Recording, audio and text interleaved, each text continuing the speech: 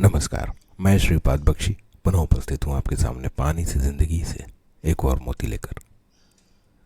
व्यापार और उसको बढ़ाने के लिए किए जाने वाले प्रयास कितने व्यापक और दूरदृष्टि लिए होते हैं, आज हम उसकी बात करते हैं। द्वितीय विश्व युद्ध की समाप्ति के बाद अर्थात 1945 के बाद अंतर्राष्ट्रीय कंपनी नेस्ले ने जापान में कॉफ़ी को लोकप्रिय बनाकर व्यापार बढ़ाने का प्रयास आरंभ किया, परंतु उनकी लाख कोशिशों के बाद भी, विज्ञापन, प्रलोभन इत्यादि देने के बाद भी वहां वे अपने पैर नहीं जमा सके। उनकी सभी मार्केटिंग की विशेषताएं अपना लेने के बाद भी सफलता नहीं मिली। तब एक बहुत ही अलग और साहसी निर्णय कंपनी द्वारा लिया गया और फ्रांस के एक साइको एनालिस्ट एवं मार्केटिंग एक्सपर्ट श्री रेपल को इस संबंध में कार्य करने के लिए अनुबंधित किया गया। श्री रेपल द्वारा इस बात का अध्ययन किया गया कि क्यों जापानी लोग अपने पारंपरिक पेय छोड़कर कॉफी के प्रति आकृष्ट नहीं होते। वे अपने अध्ययन से इस निष्कर्ष पर पहुंचे कि बचपन में किए गए खान पान से हम भावनात्मक रूप से जुड़ जाते हैं और इसलिए उसे जीवन पर्यंत बदल पाना संभव नहीं होता। जापानी लोग कुछ पारंपरिक पेय और चाय से उसी प्रकार से जुड़े थे, इसलिए वे कॉफ़ी के प्रति आकृष्ट नहीं हो रहे थे।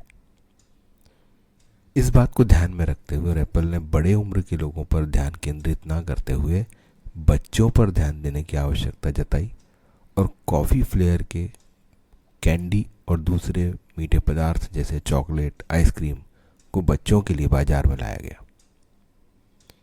इन सब का उद्देश्य था बच्चों को कॉफ़ी के स्वाद से परिचय कराना। लगभग 35 वर्ष बाद 1980 आते आते वे बच्चे बड़े हो चुके थे, नौकरी पेशा और व्यापार करने की उम्र में आ चुके थे और उससे भी अधिक कैफीन के आदी हो चुके थे। और इस मुकाम पर नेस्ले ने इंस्टेंट कॉफ़ी को बाजार में लाया और परिणाम सामने था। बाजार में वो हाथों हाथ बिकने लगा।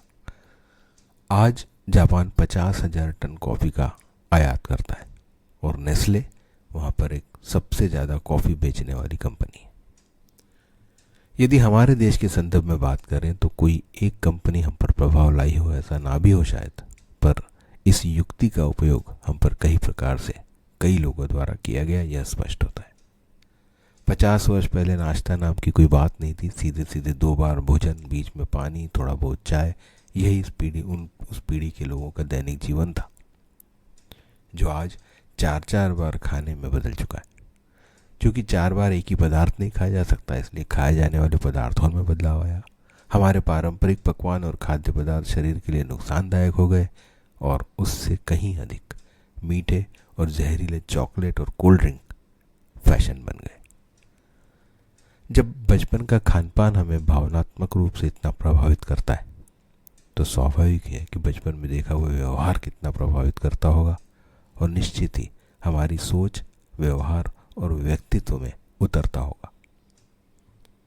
आज जो बच्चा देखता है वो पिछले दशकों में के बच्चों से कई गुना है, क्योंकि वह सिर्फ परिवार और आसपास का व्यक्तिगत व्यवहार ही नहीं बल्कि फिल्म, टेलीविज़न, मोबाइल और इंटरनेट के माध्यम से असीमित और अमर्यादित बातें आंखों से देख रहा है, कानों से सुन रहा है और बिना कुछ जाने अनजाने में ही आत्मसात कर रहा है। कुछ सेकंड की रील्स, चंद मिनटों के विज्ञापन, देश के हीरो बने हुए फिल्म कलाकार और क्रिकेट खिलाड़ी जुए और गुटखा खाने के लिए प्रोत्साहित कर रहे हैं।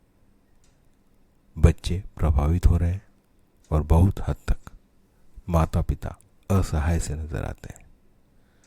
बढ़ती हिंसा, चिड़चिड़ाहट, आवेग में आकर किए जा रहे कार्य, अनुशासन में कमी, संस्कृति और भाषा का तिरस्कार, बड़ों के प्रति अनादर, झूठा दिखावा, माँ बाप के प्रति विद्रोह, बहुत स्वार्थी इंडिविजुअल जो हमारे आसपास नजर आ रहे हैं, उसकी जड़ें कहाँ हैं, यह समझना शायद अब कठिन नहीं होगा।